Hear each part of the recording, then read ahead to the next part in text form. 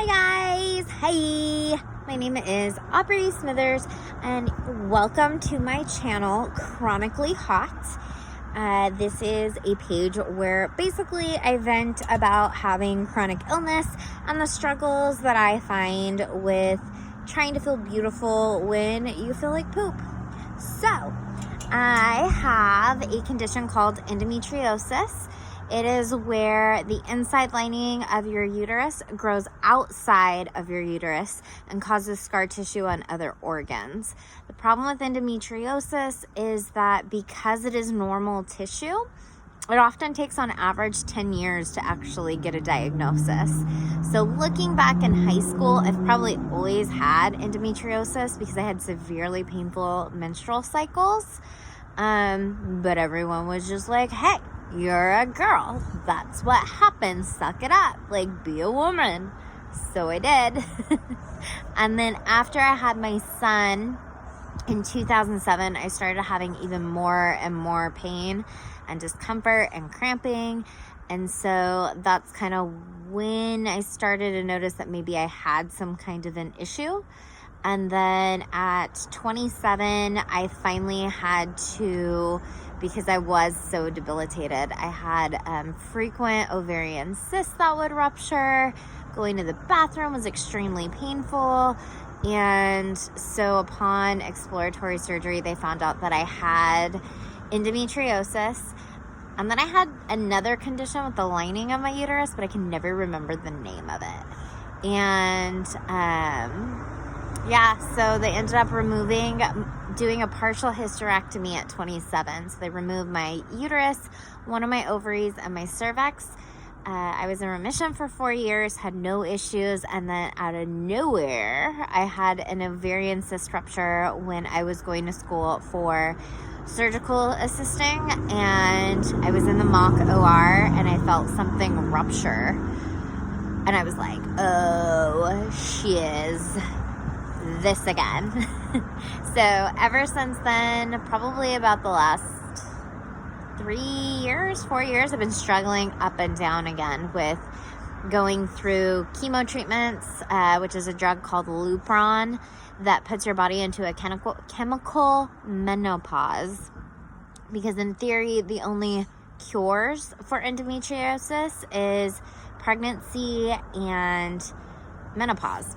However, this has not been the case for me. And so even though I am doing the Lupron, I still am having severe pain. Sometimes I have to walk with a cane. Some days I'm not even really able to get out of bed. Some days it's hard for me to even put myself together. Symptoms that I personally have with Lupron is my hair will fall out. I gain a ton of weight. Even though I'm not really able to eat, I have a lot of trouble eating because of the fact I just have chronic nausea or the pain is so severe. I personally, when I am in an endo flare-up, will have issues where like my body literally thinks I'm in labor, and I will have the back labor pain. I will feel like there's a baby bearing down. Is that a good visual there for you? A baby bearing down, and I need to push. But I don't have any of those organs. And the thing is that the endometrial tissue will attach to other normal tissue. Like I have a lot of endometrial tissue on my bowels. So it will attach. And even though I only have one ovary, that one ovary is really ambitious and it really wants to be a good worker. And it still thinks it needs to do its job of producing an egg so that I can potentially have fertilization in a baby, even though none of that exists. And because the scar tissue is where those organs used to be, I will still have phantom pains within where that tissue used to be. So currently, my allergies are like killing me today. Like that's one of the sort of symptoms I think of having endometriosis is you have like autoimmune issues. And so you get really super sensitive to everything. Like there are days where clothes itself, like just the process of wearing clothing makes my skin hurt so bad and I'll break out in a rash and it's a mess. But one of the things, I don't even remember where I was going with this. Bear with me, people. I jump around. Okay, so one of the things that I've struggled with, not only with the side effects and living in chronic pain for such a long period of time, currently I've been in a flare-up since February, is it's extremely isolating. You feel like you're just a burden to everybody around you. They're tired of always seeing you sick. They're tired of hearing about you not feeling good. Like, I'm not tired of it myself. I currently have my head wrapped. I'm not bald per se, but I am losing a ton of hair right now because of the hormone treatments, stress probably, the Lupron and all of that.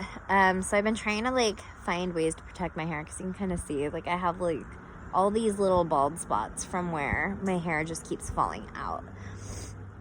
And I was thinking, as one of the things that I could do to kind of help myself and maybe help others who are dealing with chronic pain and chronic conditions, is to start a page where we talk about being chronically hot, because that's one of the things I hear a lot is like, God, you're a hot mess. You always have stuff going on. You have so many things wrong with you and you're so young. Like it was a choice. I don't have a choice, people. This happened to me. I'm dealing with it. Everybody has their thing. But you struggle with feeling connected. You struggle with having people understand. Like, they know I'm in pain, but I don't think they realize exactly how intense my pain is, that I've just had to learn how to function through. I'm feeling isolated and depressed. A lot of the medications itself, because they're messing with your hormones so much, makes you feel depressed. And then you get all these fun side effects like bloating and losing your hair, feeling fat, breaking out in rashes. My skin, a lot of times, because your skin kind of mimics your internal organs and what's going on in there. So you'll have breakouts. Sometimes your skin will peel because you'll be so dry and irritated. I get really photosensitive, which means sunscreen is my best friend, even though I do tend to tan pretty easy since I'm half Hispanic-ish. I say I'm Mexican. I can't speak the language. I don't know much about it. My mom's Mexican, my dad's German, and they grew up on base, so my mom didn't really have to speak it, so she never taught it to me. Sorry. But I am still Hispanic, so I tan pretty easy, but that doesn't mean that I won't still burn, especially if I'm already sensitive because of medications. So I just thought this would be a cool little channel to start, and we could talk about, ways of dealing with chronic illness and how to feel beautiful despite symptoms and side effects and isolation and everything that goes with living with a chronic illness. So I hope you guys subscribe, and see you later. Bye.